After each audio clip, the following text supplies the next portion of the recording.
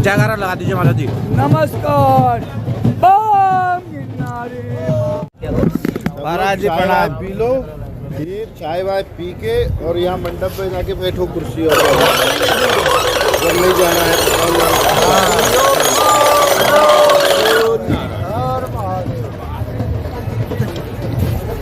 ठीक है, वहाँ दम लगा वहीं पड़ी खाओ।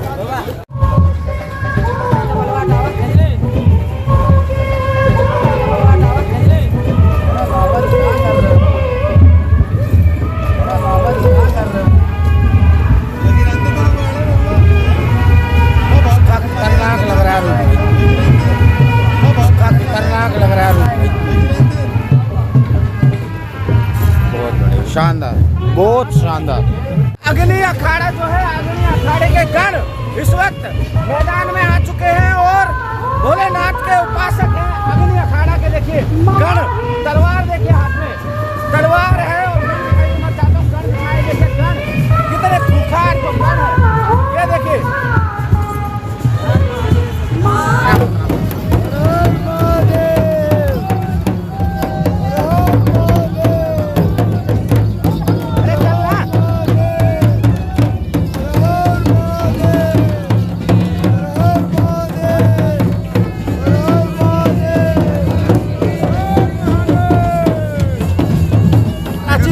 अग्नि अखाड़ा जी देखिए, महाराज जी जो है आ चुके हैं और उद्घोष हो चुका है। ये देखिए दोस्तों, उद्घोष हो चुका है और बड़े स्तर पर आघोष हो चुका है। महाराज जी आ चुके हैं अग्नि अखाड़े से। तो जैसा आप महाराज जी को देखते हैं, देखिए और मैं जो है अग्नि अखाड़ा जो है काफी खूबसूरत, मायापुरी जी भी है हमारे साथ।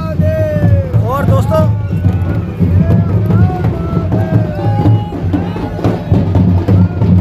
अग्नि अखाड़ा जो है काफी ज्यादा प्राचीन अखाड़ा है।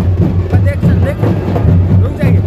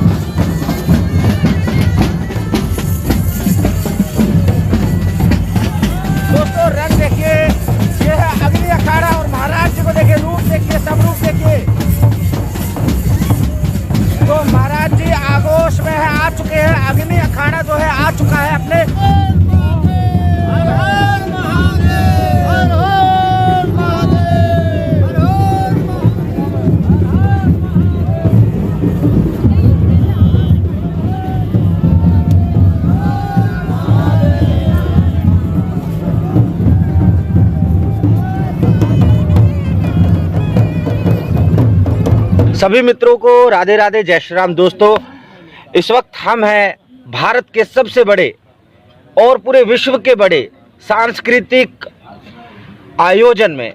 जी हाँ, हम हैं महाकुंभ में और हमारे साथ में एक से एक बड़े महात्मा संत जो है विराजित है। कई कई वर्षों की तपस्या के बाद में ये सामने निकल के आना और फिर आम भक्तजनों को, आम जो लोग हैं उनको फलीभूत करना, ये कोई आम आदमी नहीं कर सकता, ये सिर्फ साधु ही कर सकते हैं। और जो नागा साधु है, नागा साधु तो पुरानी विरक्ति चली आ रही है इस परंपरा की। तो महाराज जी ये इतने दिनों के बाद में अवसर फिर से आया है, आप अपना परिचय दीजिए।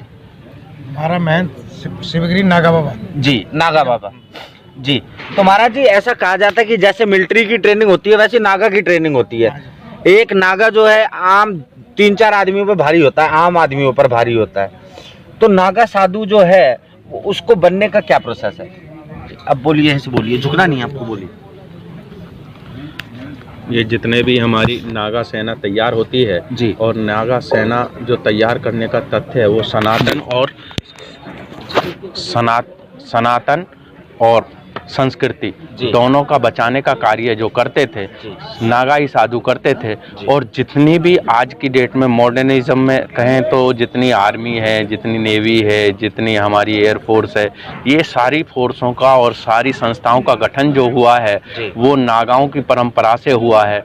और नागाओं में जिस तरीके से थानापति होते हैं, कोतवाल होते हैं, उसी तरीके से यहाँ भी धरातल पे जितनी आर्मी होती है उनमें भी यही महकमे होते हैं जो हमारे बुजुर्ग, हमारे शंकराचार्य, हमारे आदि शंकराचार्यों ने ये योजनाएं, ये व्यवस्थाएं और ये जो प्रबंध किया है व्यवस्थाओं को अनुसार रखने के लिए, वो इसलिए किया है कि जिससे कि हमारी संस्कृति और हमारा सनातन दोनों सुरक्षित रहें और दोनों बचे रहें। उसका काम है नागा सन्यासी तैयार करना। और नागा का काम होता है एक हाथ में भाला, एक हाथ में माला, समय समय पे भजन करे और जब आ जाए अपनी व्यवस्था के अनुसार या अपने तन पे, अपने सनातन पे, अपने धर्म पे बात आए तो वो अपने जीवन में भाला भी इस्तेमाल करे। और जब इन चीज़ों से परिपूर्ण हो जाए, जब कोई व्यवस्था मायने में ना रखी जाए तो तब वो माला का इस्तेमाल करे। और सनातन धर्म का जितना भी हमारा जीव समाज है, जितने जीव हैं, जितने जंतु हैं, उन सब की रक्षा करे, उन सब को संदेश दे।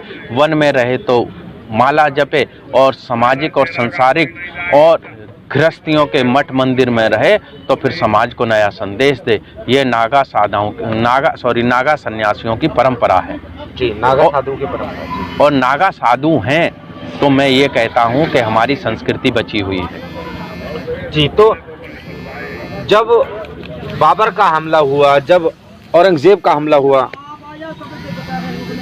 जी जब बाबर का हमला हुआ, जब औरंगजेब का हमला हुआ तो नागा साधु ही जो है मैदान में आए थे। नागा साधुओं ने ही छक्के छुड़ा दिए थे उनके।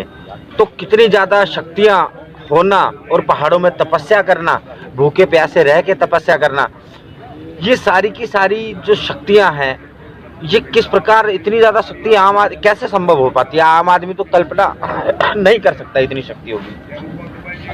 तभी मैं कहता हूं कि आम आदमी के बस की बाहर बात है, इसीलिए नागा सन्यासी तैयार किए जाते हैं संत परंपरा में। और नागा सन्यासियों की ही ये परंपरा है। नागा सन्यासी जो कर सकता है वो पूरी दुनिया में कोई जनमानस नहीं कर सकता। और नागा सन्यासी का तप ही है जो भाला और माला दोनों को एक साथ लेकर के चल सकता है। बाकी संसार में किसी जीव में इतना तप और इतना जप नहीं है जो माला और भाला दोनों को एक साथ लेकर चल सके।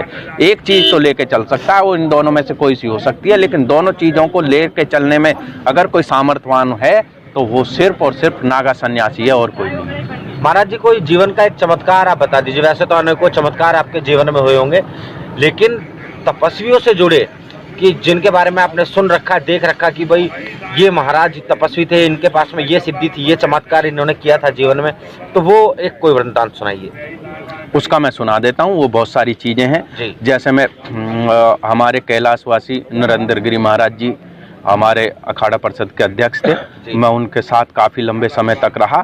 तो मैंने उनसे कहा कि महाराज जी मुझे जो है आज खीर खानी है और मैं आज आश्रम में जाऊंगा तो मुझे खीर चाहिए कि मैं तो खीर बनवा के खाऊंगा, इसलिए आपके साथ नहीं जाऊंगा। वो बोले खीर तुझे मिल जाएगी, तू चल, रास्ते में ही तुझे खीर बनी बनाई मिलेगी। उनका मोबाइल स्विच ऑफ था और मेरे पास में था, कुछ भी नहीं था। और हम गए तो मेरे मन में ये था कि मैंने कहा और गुरुजी ने मानी नहीं, जबकि मैं खीर खाता नहीं हूँ। और मैं गाड़ी में बैठ गया। जैसे ही हम 50 किलोमीटर दूर चले तैसी ही गाड़ी हमारी एक जगह रुकी। और एक जगह रुकने पे तो वहाँ मुझे नहीं मालूम क्या था क्या नहीं था, एक बिल्कुल बहुत सुसज्जित एक सज्जन वहाँ पे रुके हुए, उनके पास में एक डब्बा और पत्तल के दोने। उन्होंने हमारी गाड़ी रुकवाई, गाड़ी रुकवा के बोला महाराज जी खीर है। तो मैं उस दिन चमत्कार मान गया था कि हाँ, संत पुरुषों में चमत्कार होता है। दूसरा मैं आपको बता देता हूँ, एक हमारे दूसरे बलवीर गिरी महाराज जी हैं, हमारे बागंबरी गद्दी के पीठाधीश्वर हैं और बहुत हमारे अब टोटल 14 अखाड़े हैं। 14 अखाड़े में से अगर किसी का नाम, अगर पूजा में किसी भी महंत का नाम पूजा में आता है और कोई इतनी पूजा पाठ करता है तो बलवीर गिरी महाराज जी हैं। और वो मेरे आदर्श भी हैं। बलवीर गिरी महाराज जी मेरे संसार में 2 सबसे प्रिय साधु हैं जिनको मैं अपने गुरु से भी ज़्यादा महत्व देता हूँ। गुरु को तो महत्व देता ही हूँ, वो तो मेरा माई बाप, धन दौलत सब कुछ है, पर लेकिन ये दो महात्मा मेरे ऐसे हैं जिनको मैं पूरा निछावर रहता हूँ। एक उसमें है अष्टकौशल महंत राहुल गिरी, एक हमारे बाघम्री पीठाधीश्वर श्री बलवीर गिरी महाराज जी बहुत सौम्य हैं। उनसे मैंने किसी चीज़ के लिए कहा था तो वो बोले कोई बात नहीं, तू वहाँ चला जा, तुझे वो मिल जाएगी, जबकि वो वहाँ मिलनी नहीं थी। और मैं वहाँ गया तो मुझे उतना ही बड़ा पात्र, उतनी व्यवस्था वहाँ मिली और मैं उसी समय समझ गया कि हाँ, तप और जप में बहुत ताकत होती है और ये कुछ भी कहीं भी आपको मुहैया करा सकती है, कोई भी चीज़ जो आपके मन में आपने धारण कर रखी होगी। इसलिए तपस्वी साधु कुछ भी कहेंगे वो पूर्ण होगा। ऐसा कहा जाता है कि साधु कहे सहज सुहाए, साधु का कहा वृथा ना जाए। तो साधु जो सहज स्वभाव से कह देते हैं वो कभी भी व्यर्थ नहीं जाता, वो पूर्ण होता है। तो इसलिए ये सिद्ध साधु हैं, जो भी ये कहते हैं भगवान इनके सुनता है। और मेरे को तो मैं तो इसलिए कह भी देता हूँ कई जगह कि मुझसे कई बार किसी ने कहा कि महाराज जी आपको कहीं जाकर के तपस्या करनी चाहिए। मुझे क्या ज़रूरत है, जब मेरे बुजुर्ग, मेरे पूर्वज, मेरे माँ बाप, मेरे गुरु समान मेरा भगवान, ये लोग तपस्या कर रहे हैं तो इसका फल मैं भुगतूंगा। बिल्कुल, तो मुझे क्या ज़रूरत है, मुझे तो इनकी सेवा ही तपस्या है। तो इसलिए मैं तो इनकी सेवा करता हूँ, मैं तपस्या नहीं करता और इसी से ही मुझे सारे फल मिल जाते हैं। तो मुझे काहे को तपस्या करनी है तो इनको करनी है। महाराज जी, एक और जो आपके पूर्व अखाड़ा अध्यक्ष पायलट महायोगी भगवान श्री पायलट महाराज जी, उनके बारे में महायोगी की जो संज्ञा लगती है वो किस लिए लगती है? मैं उनके बारे में ज़्यादा कुछ नहीं कह सकता क्योंकि मैं उनके संपर्क में कभी रहा नहीं जी, और मैंने उनको कभी आचरण नहीं किया जी, और मैं उनसे कभी मिला नहीं क्योंकि मुझे अपने ही गुरु पूर्वजों से समय नहीं मिला। मैं इन्हीं की सेवा में लगा रहा, इसलिए मैं ज़्यादा बाहर गया नहीं। पहले मैं, लेकिन फिर भी कुछ थोड़ा सा आप थोड़ी जानकारी दे दीजिए, ज़्यादा नहीं। जी, पायलट बाबा के बारे में। पायलट बाबा के बारे में वो देखो, अच्छे संत तो थे ही थे जी, एजुकेटेड संत थे जी, और उनको सनातन को जिंदा रखने में उन्होंने बड़ी अच्छी व्यवस्था थी जी। ठीक है, तो ये है इस कुंभ मेले में दिव्य साधु संतों के आगमन और उनके चरणों में बैठ के आप लोगों तक एक अच्छी जानकारी पहुंचाने का हमारा उद्देश्य। और साधना धर्म रक्षा इसी कार्य में निहित रहेगा। पूर्णतः ऐसे दिव्य संतों की वाणी से आपको तरोताजा करता रहेगा, ये हमारा मकसद है। हमारी धर्म, हमारी संस्कृति ज़्यादा से ज़्यादा और ज़्यादा प्रज्वल हो। वैसे ठाकुर जी की कृपा से, राधे रानी की कृपा से, भोलेनाथ की कृपा से सनातन को कोई डिगा नहीं पाएगा कभी भी। मुगल आए, अंग्रेज आए, सनातन आज भी स्थिर है एक पर्वत की तरह। तो आप सभी से मेरी प्रार्थना है, महाकुंभ में आए, दिव्य साधु संतों के चरणों पर दर्शन करें।